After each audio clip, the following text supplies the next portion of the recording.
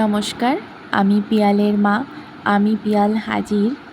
আমাদের সঙ্গে আছে কৌস্তব এবং আমি, সুকৃতা এবং আমাদের সব ছানারা একসঙ্গে। আজকে আমাদের বিষয় হচ্ছে খাওয়া দাওয়া। প্রথমেই আছে সিমুই, চিলি চিকেন, তারপরে আছে চাউমিন, এরপরে আসছে চা এবং পাঁপড়।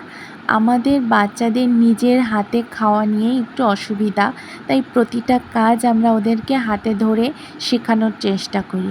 আজকে ওদের পছন্দের খাবার দিয়েই আমরা টেবিলটা সাজিয়েছি, যেখানে ওদের নিজেদের ভালো লাগা থেকে ওরা কাজ শিখবে, জোর করতে হবে না।